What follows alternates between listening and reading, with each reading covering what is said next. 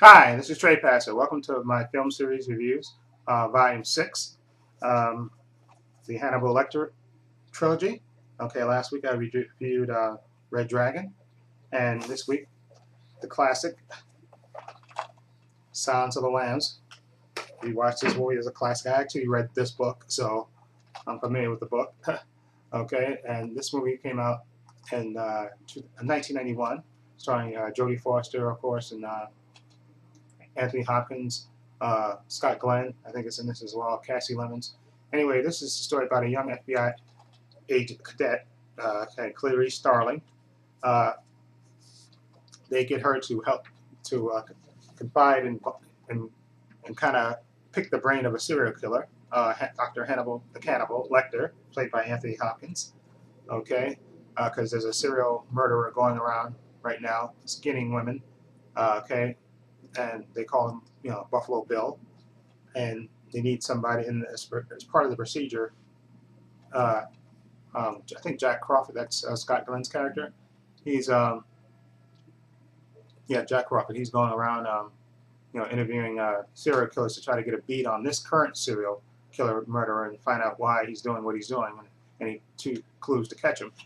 Okay, so they decide to send in Clarice, the young cadet, to see if she can pick Hannibal Lecter's brain and get any clues to it. Now, like I said, I read the book, so I'm familiar with the book, and this is one of the best adaptations of a book to a movie that's probably ever been made. Okay, I think all the performances are great, and I love the whole tone in this movie by Jonathan Demme, right? Directed this, I think, right? Not, yeah, the whole tone of the movie is just great. It's like it's about serial murder, and it has a dark tone over it, but it's good. They have great acting all around. Jodie Foster plays a young cadet who's trying to make it as an FBI agent, and Anthony Hopkins is just riveting as Dr. Hannibal Lecter. Okay, and this is his first portrayal of Dr. Hannibal the Cannibal, and he's absolutely amazing as Dr. Hannibal Lecter. He's just he's manipulative, he's smart, intelligent, and he never overacts in this movie. And I think also Jodie Foster gives a nice restrained performance. There's a lot going on in her head, but she's guarded at the same time. Okay, because she has trauma in her past that they kind of briefly touch on in the movie, so you kind of know that she has her issues, but she's a really tough and effective cadet.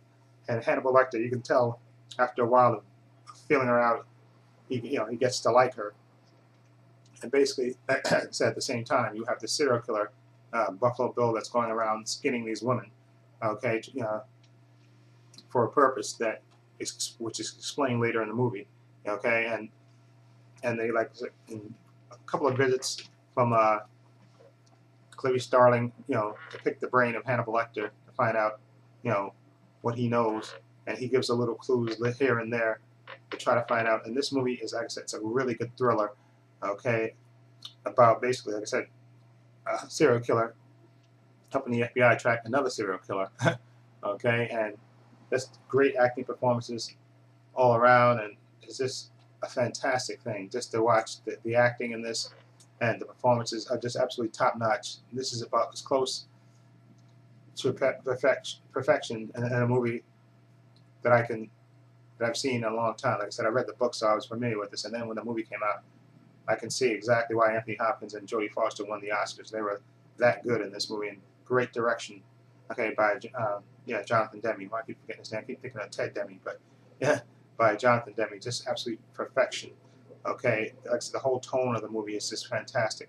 The movie has a kind of an ominous presence, and they even show you Buffalo Bill, the character played by Ted Levine, and stuff, and get into a little bit his psychology and stuff, and why he's doing what he's doing.